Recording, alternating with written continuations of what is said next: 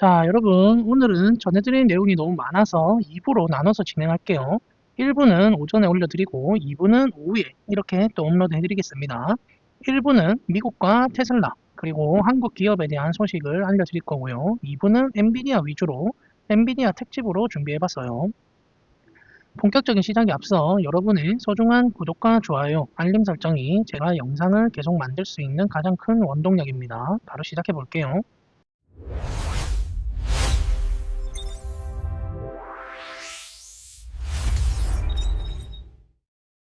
자, 첫 번째 소식은 정말 전 세계가 깜짝 놀란 뉴스였죠. 바로 미국이 베네수엘라의 이제 마두로 대통령을 전격 체포했다는 소식인데, 그냥 넘어가려고 하다가 이게 우리 주식에 또 얼마나 영향을 주는지에 대해 짚고 넘어가고 싶어서 한번 다뤄보려고 합니다.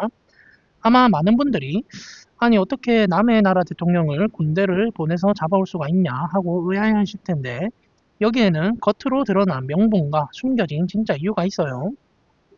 일단 미국이 내세운 공식적인 이유는 마두로 대통령이 단순한 이제 국가 원수가 아니라 마약을 유통하고 테러를 지원하는 나르코 테러리스트, 즉 마약 테러범이라는 거예요. 미국 법에는 미국인에게 해를 끼치는 테러나 마약 범죄는 범인이 해외에 있어도 체포할 수 있다는 그런 논리가 있거든요. 트럼프 대통령도 마두로가 이제 마약으로 미국을 공격했다고 하면서 이번 체포가 정당하다고 주장하고 있습니다. 하지만 우리 투자자들은 그 이면을 봐야겠죠. 실질적인 이유는 역시나 석유 때문이라는 분석이 지배적이에요.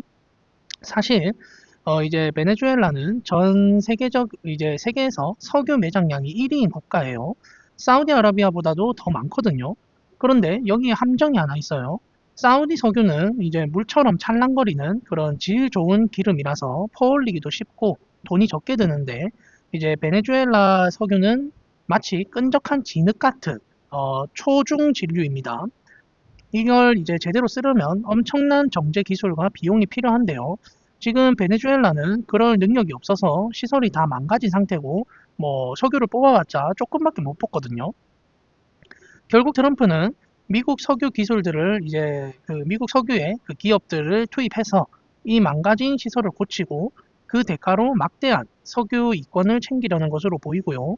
중국이나 러시아가 이제 베네수엘라 석유를 가져가는 걸 막고 미국이 통제권을 쥐겠다는 그런 아주 철저한 계산이 깔려 있는 거라고 보시면 됩니다. 자, 그러면 이제 다음 소식으로 한번 넘어가 볼게요. 이번에는 테슬라 투자자분들이라면 환호성을 지를 그런 이제 국내 소식인데요. 한국도로공사가 테슬라의 자율주행 기능인 FSD를 직접 테스트했는데 그 결과가 아주 훌륭하게 나왔어요. 이게 왜 중요하냐면 일반 유튜버가 아니라 이제 국토교통부 산하의 공공기관인 도로공사가 공식적으로 검증했다는 점이기 때문이에요. 결과를 보면 정말 놀랍습니다. 복잡한 도심 주행에서는 모든 구간에서 일반 운전자보다 운전을 더 잘한다는 평가를 받았고요. 고속도로 주행 능력도 전반적으로 탁월했다고 합니다. 다만 딱 하나 지적받을 게 있는데 그게 바로 매드맥스 모드입니다. 매드맥스 모드란 이제 테슬라 FSD 설정 중에서 가장 그 성격이 급하고 이제 공격적으로 운전하는 모드를 말하는데요. 이제 좀 바쁠 때, 좀 급하게 가야 할 때, 그럴 때 이 모드를 쓰거든요. 이걸 이제 켜놨더니 차가 너무 적극적으로 추월을 하려다가 버스 전용 차로를 침범하거나 또 속도 위반을 하는 경우가 있었다고 합니다. 하지만 이건 이제 매드맥스 모드가 아닌 다른 설정으로 조절을 하면 되는 문제고, 그리고 테슬라 FSD는 이제 학습을 하는 그런 자율주행이잖아요. 그러니까 아직 한국에는 출시된 지가 얼마 되지 않았기 때문에 아직은 좀 더 학습이 필요해 보이는 거고, 이제 이 많은 사람들이 테슬라 FSD를 사용을 하면 이렇게 학습을 하게 되면서 이런 문제들도 점차 고쳐 나갈 수 있다는 점이에요. 이제 핵심은 공공기관이 테슬라 FSD를 두고 교통 흐름에 맞춰서 적절하게 자율주행을 한다고 인정했다는 거고요. 이건 앞으로 한국에서도 FSD가 정식으로 규제 승인을 받고 출시될 가능성이 매우 높아졌다는 그런 강력한 신호로 볼 수 있겠습니다. 자, 이번에는 화제를 돌려서 현대차 그룹 이야기로 가볼 건데요. 정의선 회장이 이제 신년사 내용이 아주 인상적이었어요. 정의선 회장이 경쟁사인 테슬라를 콕 집어서 언급했는데요. 정의선 회장은 테슬라는 데이터 수집부터 이제 AI 학습, 데이터 센터 운영까지 모든 걸 스스로 다 해내면서 경쟁사들이 결코 따라갈 수 없는 초격차를 만들어냈다고 인정을 하고 있습니다. 여기서 초격차라는 건 2등이 감히 넘볼 수 없을 만큼 압도적인 격차를 의미하는 거고요. 그러면서 현대차의 생존 전략으로 내재화를 강조했습니다. 이게 무슨 뜻이냐면 테슬라의 FSD 기술이 아무리 좋아도 돈 주고 사오거나 빌려 쓰지 않겠다는 그런 말이에요. 일론 머스크가 이전에 FSD 라이센스를 이야기한 적이 있었죠. 다른 자동차 회사들은 자율주행 기술을 만들기 어려울 테니 우리 기술을 구독 라이센스 해서 사용해라 이거였는데 이걸 하지 않겠다는 그런 말이고요. 이유는 만약 테슬라 기술을 빌려 쓰게 되면은 현대차는 껍데기만 만드는 이제 하청업체로 전락할 수 있다는 그런 위기감이 깔려 있는 거죠. 정의성 회장은 우리에게 남은 시간이 많지 않다면서 힘들더라도 AI 기술을 현대차가 직접 처음부터 끝까지 개발해야 한다고 임직원을 독려했습니다. 결국 현대차는 테슬라 연합군에 들어가는 쉬운 길 대신 독자적으로 기술을 개발해서 테슬라와 정면 승부하는 그런 어려운 길을 선택했다고 보시면 되겠습니다. 자, 그럼 현대차는 어떻게 테슬라와 싸울 계획일까요? 현대차 그룹이 이제 CES 2026에서 로봇 대량 생산 계획을 발표했는데요. 현대차가 인수한 로봇 회사, 그 보스턴 다이내믹스 아시죠? 덤블링 하던 로봇으로 유명한데요. 이 로봇, 이제 아틀라스를 2028년까지 연간 3만 대씩 찍어내겠다고 선언했습니다. 이번에 나오는 신형 아틀라스는 예전처럼 무거운 유압식이 아니라 전기로 움직이는 방식이라서 대량 생산에 훨씬 유리합니다. 재밌는 건 현대차의 전략인데요. 테슬라는 혼자서 모든 걸 다 한다면 현대차는 연합작전을 써요. 로봇 몸체는 보스턴 다이내믹스가, 로봇의 두뇌인 AI는 구글의 이제 딥마인드가, 그리고 생산은 자동차를 잘 만드는 현대차가 맞는 식이죠. 현대차는 이 로봇들을 당장 미국 조지아주에 있는 전기차 공장에 투입할 예정이라 하고요. 이제 테슬라의 옵티머스 로봇과 현대차의 아틀라스 로봇 중 누가 먼저 공장에서 사람 없이 자동차를 조립해낼 수 있을지 그 세기의 대결이 이제 본격적으로 시작됐다고 보시면 되겠어요. 투자자 여러분도 이 로봇 전쟁의 승자가 누가 될지 흥미롭게 지켜보시면 좋을 것 같아요. 자, 그리고 다음 소식은 반도체 시장의 소식을 가지고 왔는데요. 우리 채널에서 늘 강조했던 AI 반도체 붐이 이제는 메모리 시장 전체를 집어삼키는 거대한 폭발로 이어지고 있습니다. 먼저 한국 증시 소식부터 짚고 넘어가 보면요. 최근 코스피 지수가 무려 4,457포인트로 마감하면서 사상 최고치를 갈아치웠었죠. 그동안 지지부진했던 한국 증시가 이렇게 날아오른 거는 역시나 우리 증시의 투탑인 삼성전자와 SK하이닉스가 이제 멱살을 잡고 끌어올렸기 때문인데요. 도대체 무슨 일이 있었길래 이렇게 난리가 났는지 이제 핵심은 바로 가격이에요.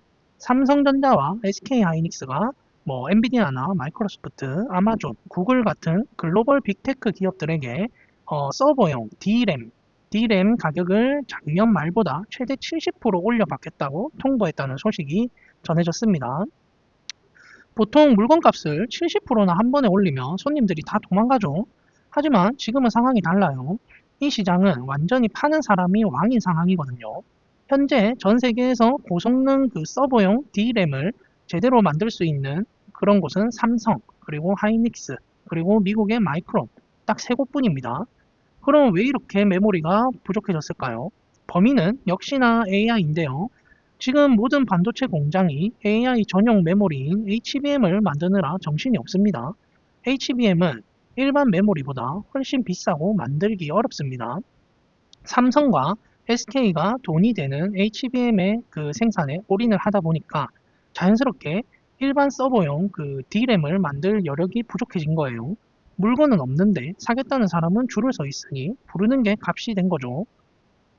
여기서 우리가 주목해야 할 또 하나의 중요한 포인트가 있는데요. 바로 AI 시장의 트렌드가 바뀌고 있다는 점이에요. 지금까지는 AI를 똑똑하게 가르치는 학습의 단계였다면 이제는 다 배운 AI를 실제로 써먹는 추론의 단계로 넘어가고 있습니다. 챗 GPT나 구글 제미나이 같은 서비스가 바로 이 추론 영역인데요. 이런 서비스를 원활하게 돌리려면 값비싼 HBM뿐만 아니라 데이터를 빠르게 처리해줄 일반 D램도 엄청나게 많이 필요합니다. 그래서 구글이나 마이크로소프트도 울며 겨자 먹기로 이제 70%나 오른 가격을 받아들일 수밖에 없는 상황인 거죠. 자, 그런데 이 나비 효과가 어디까지 갔느냐? 바로 우리 미국 주식 투자자들의 관심사인 또 엔비디아와 AMD로 불똥이 튀었습니다. 엔비디아와 AMD가 만드는 그래픽카드 가격이 폭등할 조짐을 보이고 있는데요. 그래픽카드 원가의 무려 80%가 메모리 가격이라고 하는데요. 삼성과 SK가 메모리 값을 올려버리니까 엔비디아 입장에서도 이제 그래픽카드 가격을 올릴 수밖에 없는 거죠. 심지어 엔비디아의 차세대 그래픽 카드인 이제 RTX 5090의 가격이 무려 5,000달러, 우리 돈으로 약 700만 원까지 갈 수 있다는 전망이 나왔었어요. 700만 원이면 사실상 게임용이 아니죠. 이건 엔비디아가 일반 게이머보다는 AI를 개발하는 연구소나 기업들을 타겟으로 이제 비싸도 살 사람은 산다는 그런 배짱 영업을 하겠다는 겁니다. 시장에서는 이걸 두고 AI 세금이라고 부르기도 해요. 결국 정리를 해보면은 AI 열풍이 HBM 수요를 폭발시켰고요.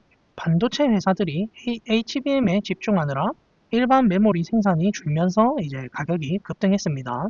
그 결과 삼성전자와 SK하이닉스는 올해 영업이익이 150조 원에 달할 거라는 장밋빛 전망이 나오고 있고, 반대로 엔비디아 같은 이제 칩 제조사들은 올라간 원가만큼 제품 가격을 올리면서 시장을 장악하려 하고 있습니다. 바야흐로 반도체의 슈퍼사이클, 즉 장기 호황이 시작됐습니다. 단순히 기대감만 있는 게 아니라 실제로 숫자가 찍히고 있다는 점에서 우리 투자자분들도 이 흐름을 놓치지 말고 꼭 지켜보셔야겠어요. 자, 제가 준비한 이제 1부 소식은 여기까지고요. 오늘 오후에 2부 엔비디아 특집으로 한번 찾아뵐게요. 이상으로 저는 장기 투자하는 바더 장토빠였습니다. 감사합니다.